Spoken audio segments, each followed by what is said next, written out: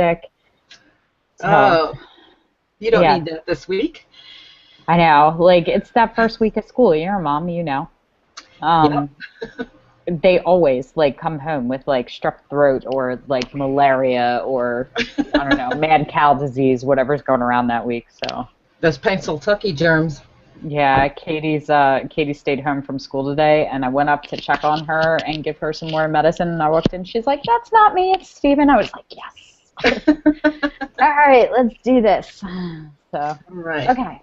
So you're gonna go up and click on this screen share, the little green icon up on the left. Got it. And then you'll just select the window that you have your images in.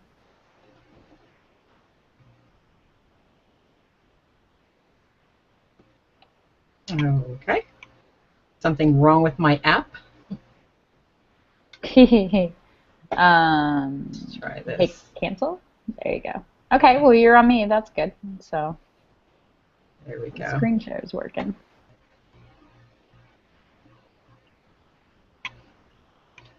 Can you see my desktop? I see me. Hi.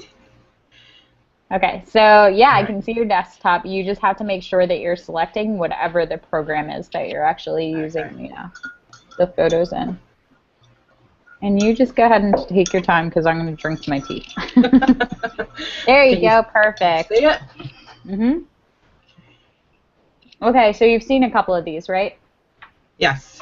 Okay, so you know how it goes. You tell me about the image, what you love, what you hate, what you struggled with, and how it was created, and then I'm going to judge you as harshly as possible. This is actually one of my favorites. This is the first wedding I shot for me, that I wasn't second shooting for somebody else. And the bride was coming out of the limousine. It was a really lousy, cloudy, rainy day, and I had the 70 to 200 on, and I had actually left my second shooter to start going into the church to catch the bride coming in, and I saw the light on her hair in the limo, and I just called her name, and she looked up, and I snapped this.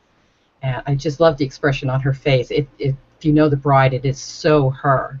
Mm. And she just has naturally gorgeous skin, hair, eyes. So it was Oh, man, yards. it was easy. She was an easy bride to shoot. I bet. Okay, so we're judging you on a scale of 0 to 3. 0 being, why would you even bring this to me? Which I haven't had any yet, so that's a good sign. 1 means that it shows promise. 2 means that it's a commendable image, and 3 means that it's extraordinary. There's no critique for it. So where would you grade this right now, based only against your own work? Um, Probably a 2, only because if you look at the top of the picture, and this is something somebody had pointed out to me when I first posted it, there is a line across the top of the picture. I don't, can you see my mouse? Mm-hmm. Right here. Is that the That's top of the car? that's the limo. That Okay. was as tight as I could crop it without losing the light on the headpiece and her hair. So that, I mean, it was just because I was up above the bride. Had I been Mhm. down at ground level, I was on the stairs of the church. Yeah, So but this then you was wouldn't have just got those beautiful catch lights. no, So no. you're at the right angle. Retouching helps with this. So you could go in and just mask select, and then if you selected the area where you're starting to see it, because it kind of dies off directly overhead and then comes back down, so it's kind Hmm. of concave. So you could select on that end and actually just warp it and stretch it up so that it disappears on either corner without taking away from the headdress. Um, This was a couple years ago, when I was still new at Photoshop and Lightroom. So my editing skills, I haven't touched it since then. okay, but you're coming into critique, so you Hmm. should have. So no Okay. excuses. Um, but I totally understand that, and I was showing some of the people over in the second cohort some of my first images, and they're way worse than this, so no worries. Okay, so I agree. Beautiful, beautiful girl. Love, love, love her eyes and how you caught them with the catch lights. The light on her face is really beautiful. I love her expression. It's very genuine and relaxed, and I'm marrying the love of my life today with no nerves whatsoever, which is what every bride wishes she was and never is. So I adore all of that. the there's a little bit of a hot spot on the front of her bangs, which may have been caused by an interior light in the car. There's the dome light in the car.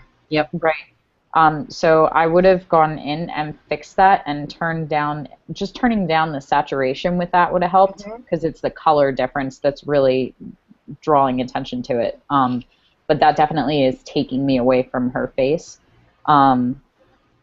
Again, this is totally different because it's not a portrait shot you set up. It's a moment that you caught, and I think that you caught it beautifully. But as far as posing goes, if you were setting up this shot, having her drop that shoulder, and I'm guessing she probably had her hand around to pull herself out of the car, which is why it's so high. Yeah, and I did edit it a little bit. I brought the shoulder down a little because her shoulder was really hunched in the original picture. But the light too, if you look right here, this is another area that I didn't even notice until I brought it into here. I don't know if it was there before or not. It looks like a hot spot there too. It may be that dome light. Yeah, it definitely is. You can tell by the color of the light. So it's definitely an iridescent light. But overall, those are my two only real critiques. Like, it's a really beautiful image. You're a little bit hot on the edge of her nose.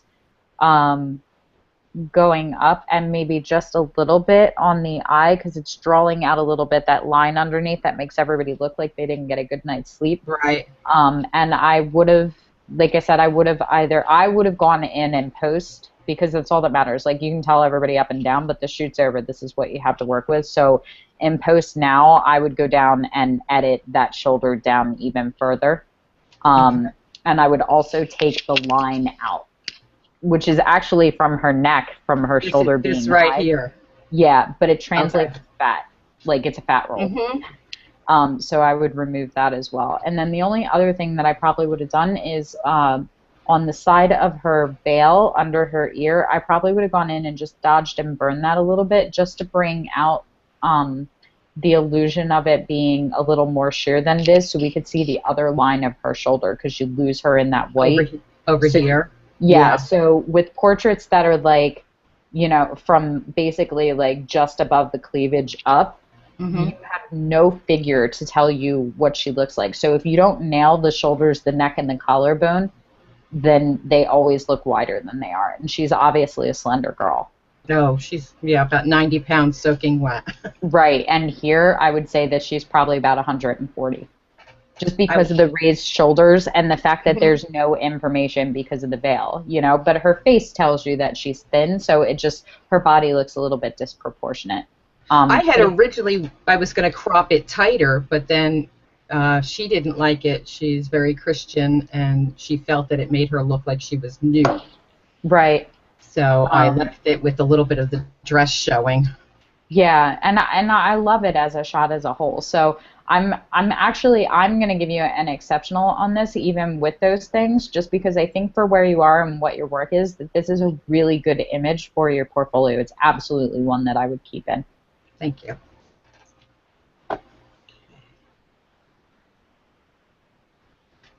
This is jumping to a landscape. This is something that I've done before. I mean, I did it more as a photojournalist, the street photography. This one, I was actually at Photoville in Brooklyn last year, and it was a brilliant sunny day. And I had wandered down to the end of the pier, and I just fell in love with this bench. It went the entire length of the pier. So these people, while I was standing there shooting, I was shooting the skyline, and the people gathered to sit on the bench and watch the sunset. And by the sunset, that bench was full. But I just love the shadows that bench cast, because the bench itself has a very low line to it, and then that shadow is just huge. And I love the contrast on it. And the original was color, and the colors in those buildings of Wall Street were, it looked like Miami in that sunlight. So I just took it down to black and white, and I lost the blue of the sky because the sky was amazing. But I really do like the contrast and the people sitting there just looking out on the water. I agree. I like almost all the elements. I think I might have gone in and added one or two more clouds, just because there's a couple of spots in the sky that look empty by comparison because they're just negative space when there's so much information going on. So I feel like you kind of almost have to like commit one way or the other. So probably just like one or two more over on the left and like maybe one halfway down the sky on the right as well. But I totally get what you're saying. I like the leading lines going all the way through. I feel like you start to lose the image on the left-hand side. Like I would actually be interested to see if you cropped it. What is it right now? Is it 4:6 crop? No, it's in its original format, so it's 8:12. Okay, so I think if you cropped it 8:10, and took it so that it was weighted all the way to the right, because I feel like there's just you lose the end of the city basically, and there's no clouds on that side and there's nobody on the bench, so it's just a lot of empty space. Like all of the visual kind of dies off on that side, which I like the lead out, but I think it's a little bit too much on that last 2 inches of the image. So I'd be interested to see you crop it and see if we like that better. But overall, you know, the texture of the city is amazing. I love the rustic feel of the wood. I love the people and the ambiance of it. I think it's really pretty as a black and white. I'd be interested to see it as a color photo, especially if the story is all of these people gathering to watch the sunset, because sunsets are a little less enchanting in black and white. The sun hadn't set yet, and that's where that hot spot, I actually brought that down on the left. That sun was, in the picture, it was still about here on the horizon.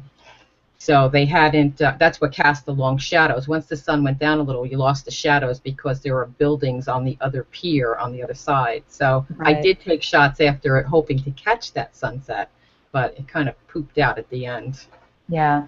So, but that's my only real critique. I just feel like there's nothing of note in that little section on the left that warrants it being able to earn its place in the photo. Right. So I would probably have cropped that. And I'm the kind of person that I'm bold enough that I would have gone and asked like guy number 2 in from the right to come down and move down next to the girl just to even it out so that we had people on that side, because it's bothering me that there isn't someone sitting Nobody here, yeah. I had an issue cropping, and this is something I noticed when I was looking through my portfolio for pictures to put in here, is that I do tend to leave too much. I never know where to crop the landscapes because I want it all in there. And this is one of those where I just didn't know where in here was it okay to chop off those buildings. Yeah. So I would come in right along the line of the last building and cut it there. Or I would also, I know you really love the shadows, but I don't necessarily know that it's worth it to keep all that negative space at the bottom. So I might also consider cropping it like a panorama. And I think it'd look beautiful as a wall print with like a 16:9 kind of crop. I have to try that. And just seeing, but I'm gonna give you an exceptional on this one, and you guys are actually, I'm grading a little bit differently than I did for the first critique, so they got it a little bit harsher, but so thank yourself for procrastination working out in your favor this time and this time alone. Because I'm only grading you against the rest of the images in your portfolio right now. So if I was grading you against the world, I think it would be, well, if we added Trey Ratcliffe into the mix, it might drop down to a 1. But in general, it would be a 2. But for you and your portfolio and the work I've seen, I think this is still an exceptional image for you. So I'm gonna give you 3. I'm not ready to butt heads with Trey yet. Neither am I. Okay, this is a relatively recent one. I did this. This was a deliberate shoot that I went out on to get some things for here. I took my daughter up to Sunrise Mountain to watch the sunset, and the sunset was pretty nice, looking to the west. And this is one of the mountains here in Northwest Jersey where you have a panoramic view, 360 degrees. So I had a choice of anywhere in the sky I wanted to shoot. And I happened to be shooting the sunset when my daughter said to me, "Mom, look." And I turned around, and this is what I saw. Mm. I love the way the eastern sky looks at sunset. And doing the foreground, I remember one of the other critiques. I said, let me find something to put in the foreground, and this big boulder was sitting there, and it just looks like a head to me. It looks like a head watching that sunset. And I played around with it a little bit. I think I might have gotten a little lower again if I were to shoot it. But overall, I like the image. I like the colors in it. I love the colors of the sky, and I love that actually if you go from top to bottom, you hit almost every color in the rainbow. Like you've got the purple to the pinks and reds to the orange and yellow right at the horizon line, and then you go to the blue of the water, and then the greens and the grays and the blacks. So you've covered pretty much every major color, which is awesome. The texture of the clouds is epic. I love the way that they're just kind of splashing from the center of the horizon on the left all the way across. It looks like somebody just threw paint, which is epic. I think, you know, I'm all about the foreground too, but it still has to work, and I don't necessarily know that it does here. The rock could have been a feature if it was the only one, but because there's these other rocks, it's just kind of weighting the photo to the right-hand side for me, without really necessarily being intriguing enough to warrant being the star of the image. I think it's competing with the sky, and the sky was actually the head of the shot. I would have liked to have seen more. Is that water behind it, or? No, that's New Jersey smog. Oh, okay. Well, you did a beautiful job of making it look like it was serene. So I think because there's just the hint of the line, I want to look over. You know, like I want to go and look over and see what's down there. So it's just enough to almost be irritating to the viewer, which may actually be a good thing because it may make them look at it longer trying to figure out what it is. So I think it's a pretty shot, but at the same time, I feel like if it was cropped square, it could be an Instagram photo. You know, it's pretty, but it's just pretty. It's not something that I look at and go, oh, I want to hang on my wall. Like the other shot of the city, that one I would crop into panorama and have this beautiful rectangle print of it, and I don't think this one competes with that. So for me, this one would not make your portfolio. I'm going to give it a 2, but it's just scraping by on a 2. Okay. You took that like a champ, by the way. Why? Oh, I want the criticism. I need it. I need to improve myself. So I love hearing the critique. All right. Okay. Tell me about this one. I'll give you some more. Okay. That's why I put this one in here. This was a step outside of my typical shooting box. If you look at my portfolio of landscapes, I like to capture them the way I see them. I'm very much into the realism of it. I get very fussy if I can't get the final image to look just like my eyes saw it. This day was a total flop for me. I had gone out to shoot sunrise with a little mist, which usually comes off this water very nicely, and when the sun came up, I couldn't see 2 inches in front of my face. So I tried shooting, and the foliage was spectacular that week. So I tried shooting it, and the only thing my camera could focus on, even with manual focus, was that log in the water. But I I played with it for a long time and put it away for a long time and came back. I've been back and forth with it. I like the painterly effect of it. It's different from anything I usually do. It doesn't look like a photograph to me.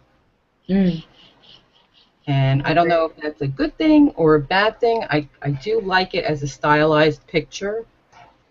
All of that is actually fog. The fog was dense and layered, and that's a mountain right there where that white is. Should be a mountain. And it's just totally blocked it out. But I like the white space because that's something I don't do enough of, is white space in a lot of my images. And I actually really like the color toning of it because it's kind of got this sort of pseudo pastel in autumn thing going on that's very unique, and you don't see a lot of images like this. It does totally look like a painting. Same thing, I'm giving you the same critique that I was giving you from the New York one. Mm-hmm. Everything is leading to the left-hand side, which is backwards because we read left to right. So I think that if you cropped it in from the left to where there's actual information, because that just gives it's so cloudy and overcast that you almost can't tell that the water is water except for the things that are on it. So right at that little juncture, it just looks like Right this here. floating island. um, like it does. It looks like something that would be out of like a Harry Potter movie or something, like just hanging out in the middle of the air, up in the clouds. So I would probably crop into that so that you don't lose so much of the line. And actually, I would probably take it all the way to the first tree in the foreground. Okay, so over here. Yes. Yes. Okay. But that being said, I really, there's something about this image that I really, really love the serenity of. It's somewhere that you want to go sit, Mm-hmm. and that is what I always look for in any kind of location or landscape or cityscape photography, is that I want to go wherever you're photographing. If it doesn't do that for me, if I'm not, and I was thinking that to myself while you were saying it, was, ooh, where's this place? I want to go. I'm gonna have to ask her how to get there. Like, if I don't have that reaction, then you didn't create a successful shot for me. You want people to want to go sit on that bench and watch the sunset. You want people to come sit by the water here. If they don't have that want, then for me it fails as a location photograph. So you definitely accomplished that in this one.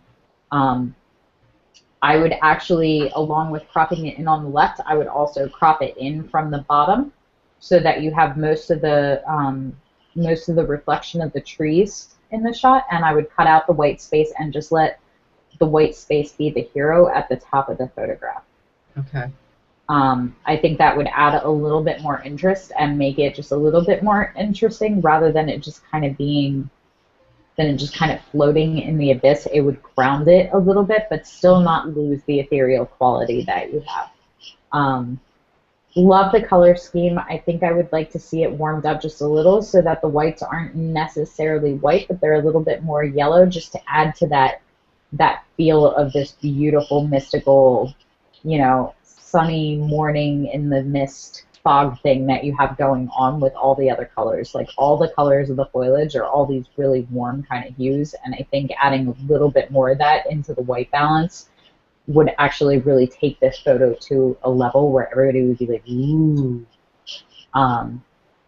So something to play around with. But overall, I love the shot, and I like that the tree that's in the water kind of becomes this almost like sea creature in the center of it. Like,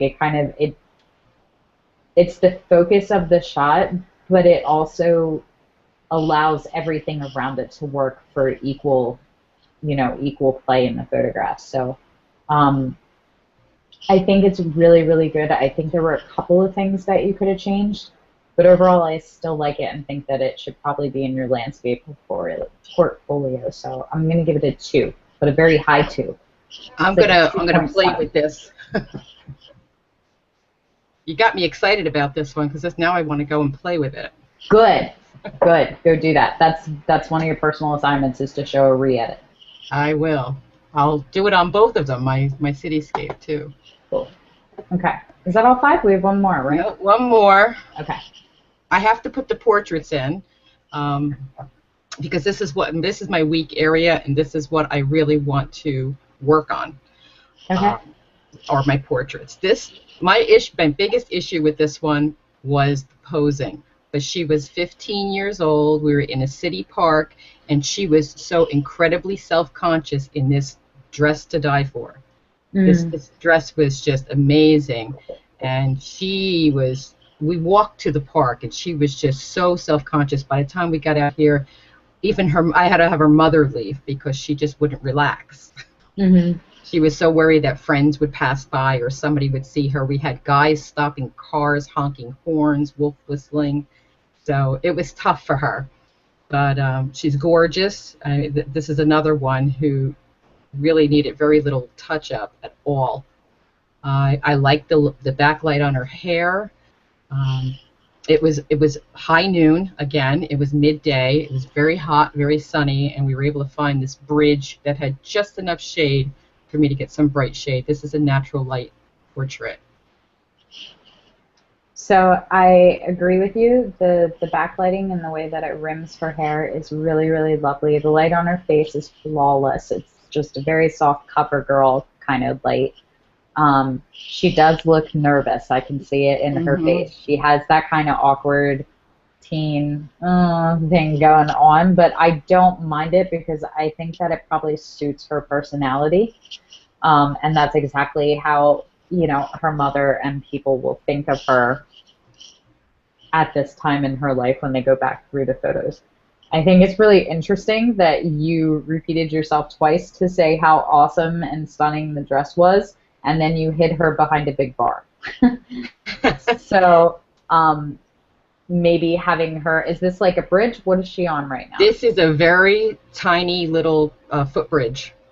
It was the only shade we had that I had room to shoot. This is in an urban park. It was a tough place to shoot. So Okay. to avoid background, there was a lot of stuff going on in the background, and to avoid getting all of that, I tried shooting her through the bridge. There was no place for her to go around the bridge. It was a steep embankment, so we had this little tiny footbridge, which is only maybe 3.5 feet across, Mhm. between the railings. So I did put her behind the railing for this.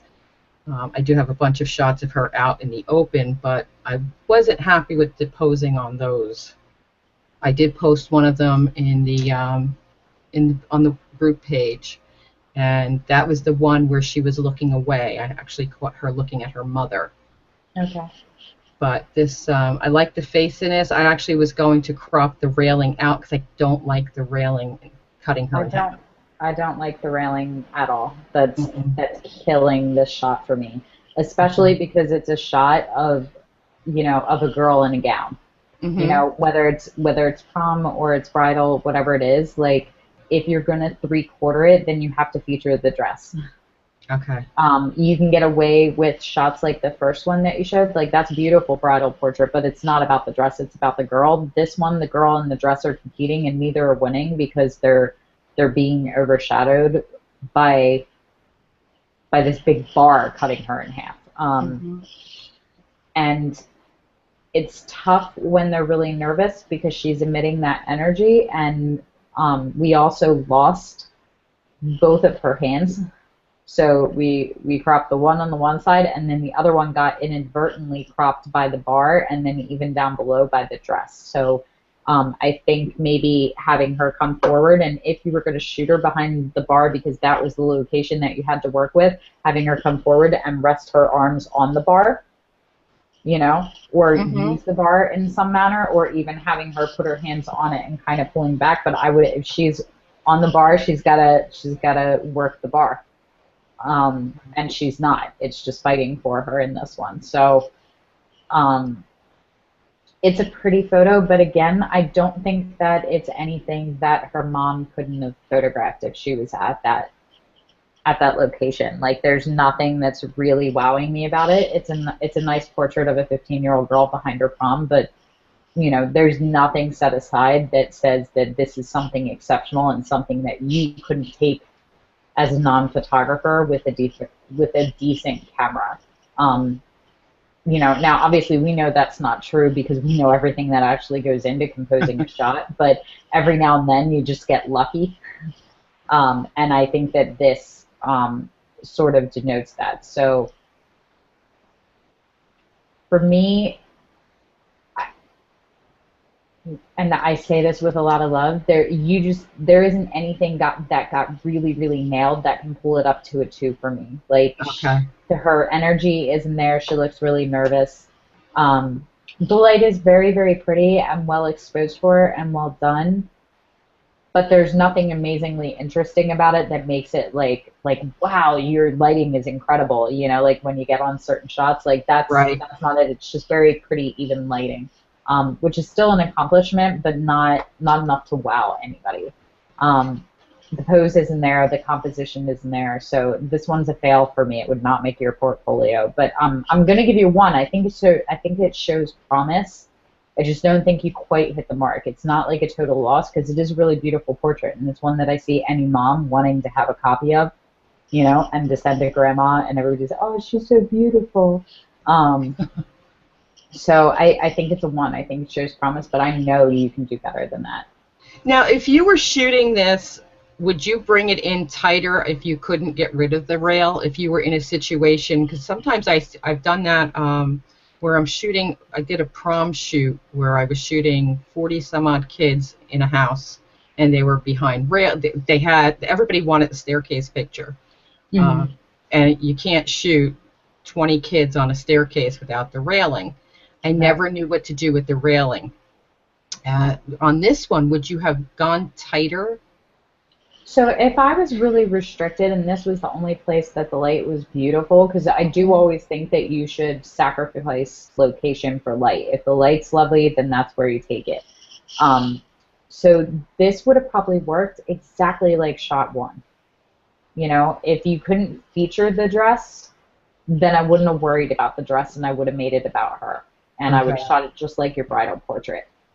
The other thing is that when people are nervous, the worst thing that you can do is put them out in the open. And you did that as literal as you could possibly do. You took her to the middle of a park where there was nothing around her, and she was the only thing. So I'm sure that added to it.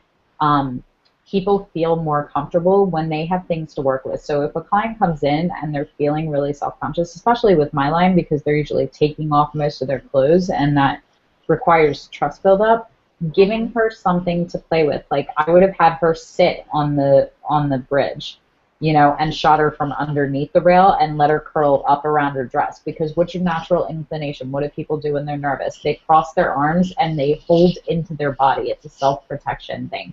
So if you would let her sit and draw her knees up and curl her arms around the knees, then you could have rocked the fact that she's timid and sort of introverted. And that would have been the feature of it, and it would have been about that rather than trying to make her look confident when she's obviously not feeling that way right now. Right. And honestly, that probably, starting out with that, probably would have relaxed her a little bit into her being able to be a little more playful in some of the other shots. Always give the hands something to do. Like her hands just kind of resting there. Like I would have, if this was the spot and this was where the light was, then I would have gone way, way back so that it was about the bridge too. And you could have cropped further out and had it be sort of a long distance shot, and I would have had her just play with the ruffles of the dress and look. Don't have her, if she's timid, don't have her look at the camera. Have her look at her hands. Have her look down the line of her body. Give her something else to do because that takes a lot of the pressure off of going, oh my God, there's a camera on me. You know? Right.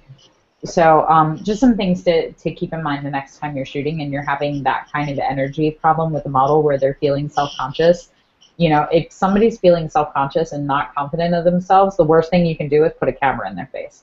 And that's exactly what we have to do.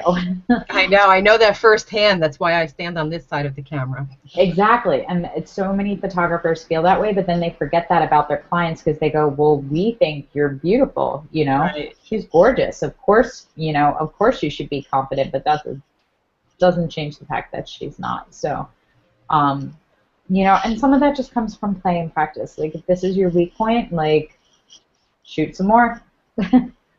I'm trying to get my daughters. I have 2 teenage daughters. You would think I would have a line of kids out my door, but my 2 teenage daughters run away when they see my camera bag. Well, tell them that if they're not going to help you build your portrait stuff, that you're going to pack up and leave and go shoot location photography everywhere. Ooh, there's a thought. So, okay, so you can go up to the screen share and click that off. Okay.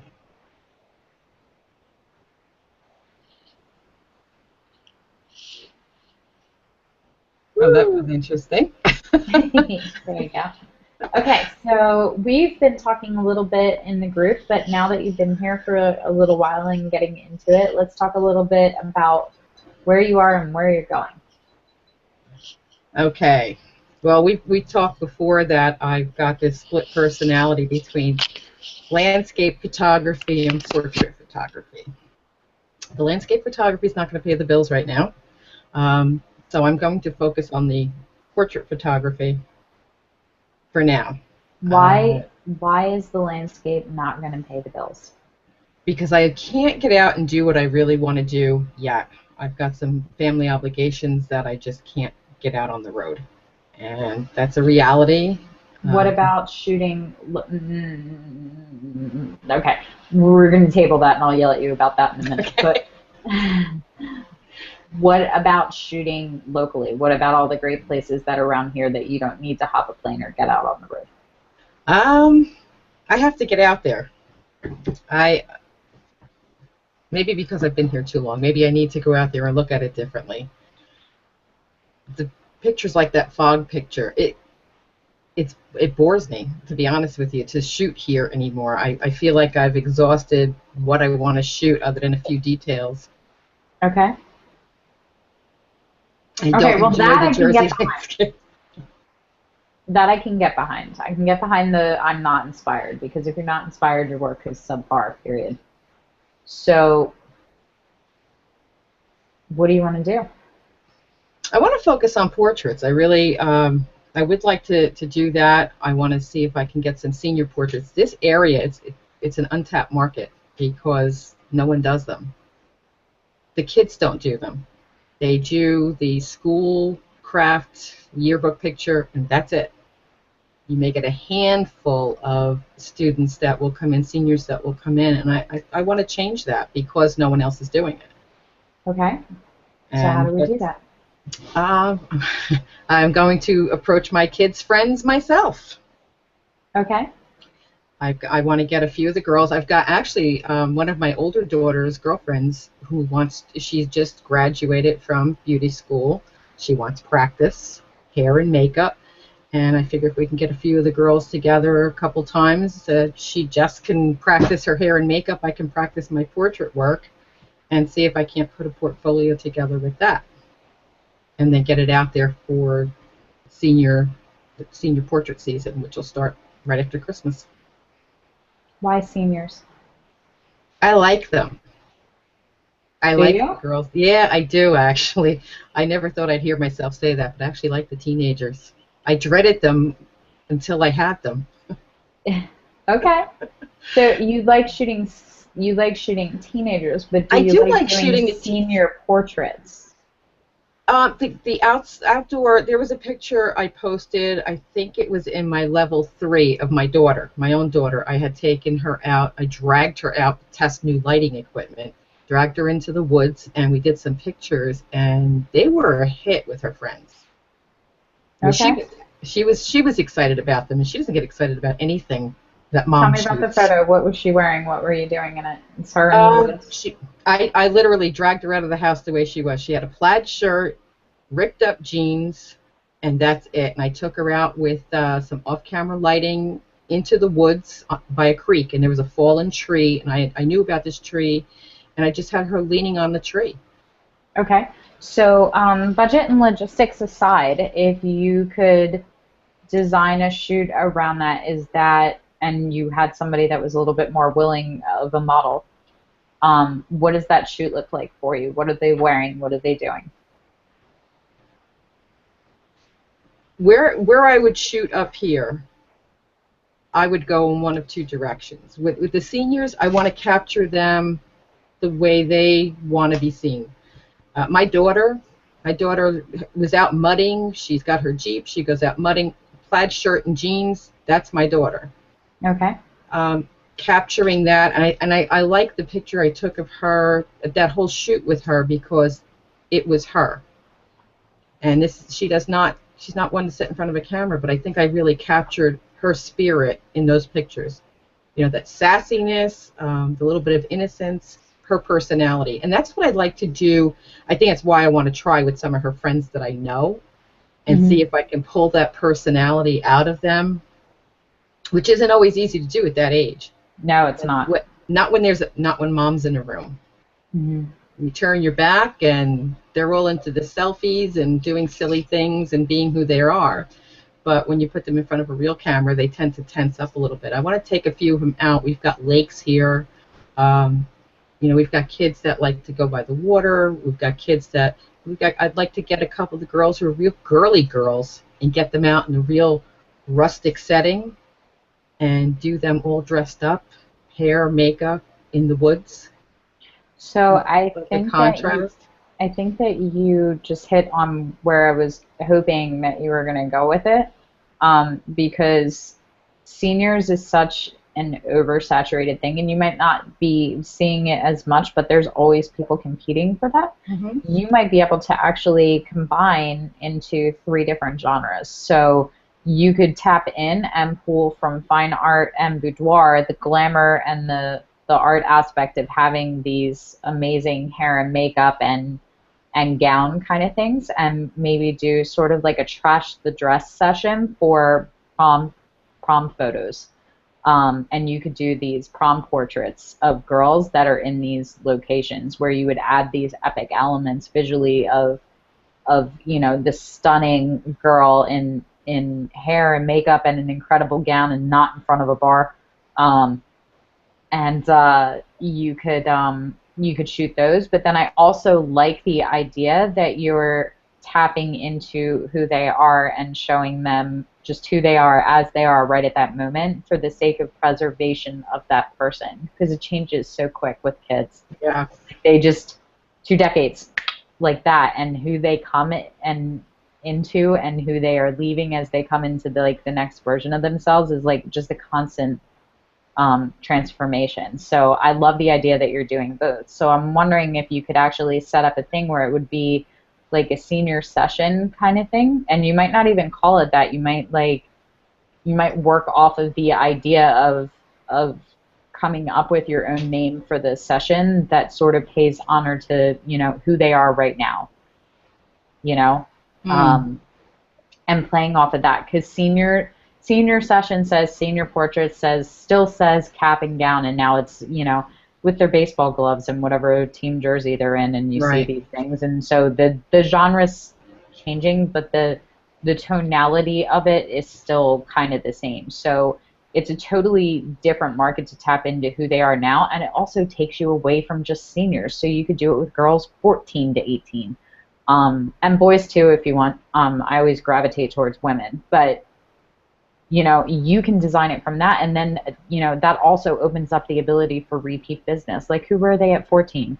And you could totally build all of your marketing around that and just drop a line in the mail and go, hey, she just had a birthday. Who is she at 16? Ah, And that could be the yeah. thing. And then she could come in for another session, so that when she's 20 and she's out of the house and on her way to college, and when she's 25, and moving on beyond that to career, and when she's 30 and married and giving grandbabies, which is really every child's purpose in life, to their parents, they'll be able to go back and go, who is she? And you could actually do that all the way through. This could be like a lifetime kind of thing for you, where you're documenting who they are as they grow and change. Who is she as your little girl? Who is she at 4 with pigtails running through and blowing wishes, in the dandelion field? And who is she at 10 missing her 2 front teeth and learning to ride a bike? And who is she at 15 going to her first formal dance when she's shy and she's nervous and you can't get anything more than a smirk out of her? And who is she at 18 on the verge of womanhood? And who is she at 24? And who is she at 35 as a mother now? And who is she at 50 as a grandmother and celebrating half a century in this world? Who is she at 85?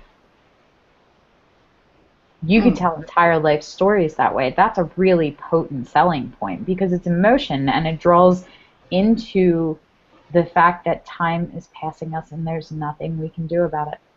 It's just going, just like that.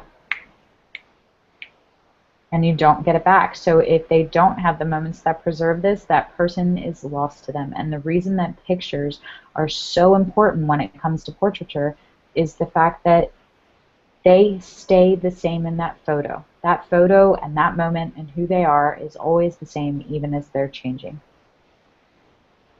That's your selling feature.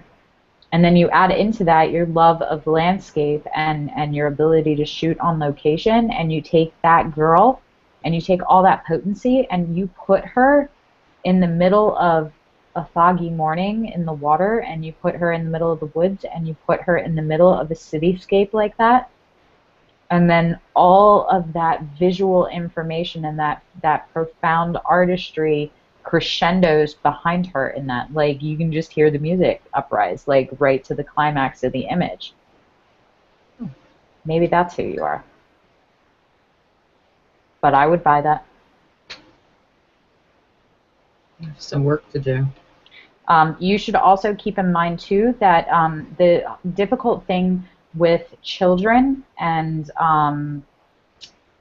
senior photography is that your model is not your client.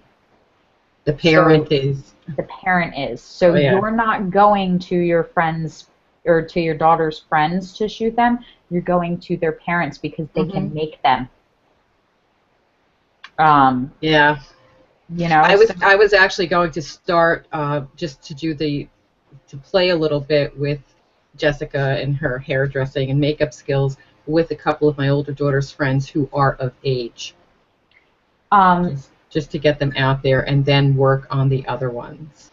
Now, the interesting thing is that while you and I are having this amazing critique, David and Mackenzie are paying attention, and they're also poking fun at all of this while it's going on, which leads me to the thought process that it would be so convenient if there happened to be an absolutely gorgeous teenager in your cohort who happened to also live in your state. Isn't that true? Yeah, she is watching too. She just heard that. So, you know, like, think outside the box. And she photographs beautifully. And here's what I think we should do. If this is a direction that you want to go, how is this sounding to you right now? Because I can throw ideas at you all day, but if it's not resonating with you at your core, it's not for you. I know where you live, Mackenzie. I would love to spend a day playing with, and Mackenzie's familiar with all of this, so it would even be a little learning experience for both of us. That would be wonderful. Okay, but her specifically aside, as far as this as a concept and a business model, what do you think? I like it. I really do like it because I've been looking at a lot of. Are you familiar with Meg Bitten? No, I'm not. But link me when we get out. I will. She's actually in Jersey, and she does mostly young kids. But I look at her images, and it's the settings. I mean, she does some adults and maternity and things, but that's what she does. She'll take people into different places. I mean, she does a lot of the cutesy fairy stuff and things like that. There's something about her images that draws me into the backgrounds. I'm not even so much concerned about the subject. It's the settings. And I like the way she does that. And yet, when I look closely at them, they're not complicated. It's just the feel that it gives the image, sometimes in sharp contrast to the subject. And she did a maternity shoot with a woman who is very scantily clad, very pregnant, in the middle of the street in Manhattan at night with the car lights and everything. And it was just not that I would necessarily go in that genre, but I like the way she uses the scene to tell the story. Images. Yeah, I really do like it. And it plays a subtle, almost like a background to the story. It can be the story, and it's very dimensional. I love the way she does that. And I've been watching a lot of her work. Okay. And there were a few people but that Meg Bitten comes to mind because it's the name I can remember. I'm more familiar with. But okay, so actually, when you cross this level and you're done, and you write the synopsis of the videos, when you move on to the upper levels, the next thing you're doing is finding inspiration. So make sure that you throw some of the really potent images from her into that. Or just post them elsewhere in the common room. That's fine too. So here's what I'm thinking. I want you. Are you on Pinterest? You're on Pinterest, right? Yes. I'm like single-handedly like selling Pinterest completely in these critiques, but I love the ease of creating inspiration boards there. Yes. So what I want you to do is I want you to create a dream board of your portfolio. Okay. Images that you go, God, I wish I could sign my name and say I made that. And I want you to look for these images that are really really potent interpretations of the girl in the landscape, you know, and Okay. what that story is. And then all of your first sphere, once we cross these foundation levels and you cross the threshold to 10, then the next 10 levels are really about building where you want to be and plotting the path to where you want to get to, so that when you leave the doors of the cohort, you go right into your dream life. So here's what we're going to do. I'm volunteering Mackenzie because I partially own her. And what we're going to do is at the beginning of your first sphere, we are going to set up a shoot, and I am going to come with you, and I'm going to give you a one-on-one day of personal mentoring. This is the benefit of you being in close proximity, that we can do this.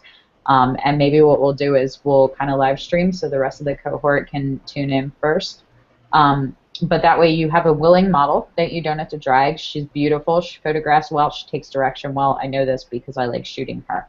And I'll come and give you some hands-on with posing as well, just so that you start to pick up on a couple of the things, so that the next time you do it by yourself, it comes naturally. How's that sound? That sounds awesome. Okay, so that's what we're doing. I smell a camp over.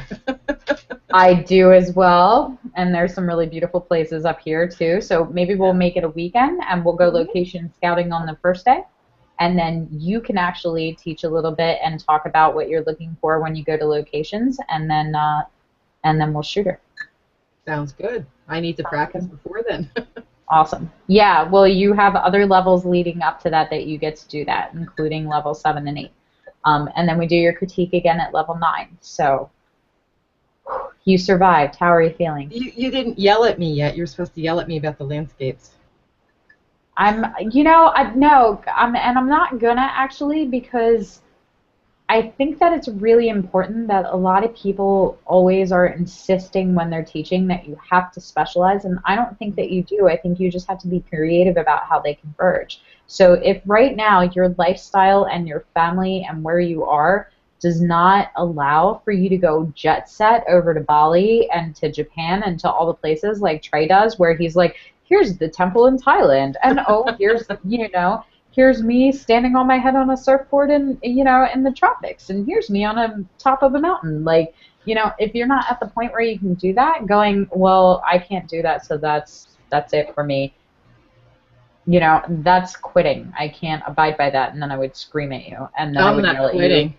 And then I would yell at you for including them if you just want to do portraiture. But I think that there's a very obvious point that they can converge into a new medium of art, which actually is really beneficial for you as a business, because it creates this niche market that nobody's competing with you in. No one. That might be something actually to consider here, because networking with a lot of the other I know a lot of the other photographers just from working at the newspaper, and nobody uses this area. I mean, there's one place all the photographers go to shoot. Good. So you're never allowed to go to that place. No, I don't even like it. But the thing is, what's tough here, what we've been finding, is that it's all state property. Every place you go for that has public access is state property. I've been chased out of really good places. I've gotten very good at running. There are a few places where you can hide, but the park rangers are on to me already. Nice. Okay. So we're going to try to not get arrested on our excursion, because I don't know how the headmasters would feel about me getting arrested on the video for the Arcanum. They might endorse it, though. Especially if you got the Google Glass going, that might be a top-selling video. Yeah, right? So, okay, well, we are done your level 4 critique. You did marvelously well. Thank you. You took the harsh critiques like a champ, so I'm very proud of you, and I'm very, very excited to see where you go, because I see so much potential in you, and we're another one that's been connected online way before, you know, we got stuff on the Arcanum, but I really think... I'm pumped. I'm excited. Good. I really am. Awesome. Now I have to go track down some kids. All right, you go do that, and I will see you again at level 9. Thank you. How do I get out of this now? I'm going to hang it up right now. Great. You hang up on me?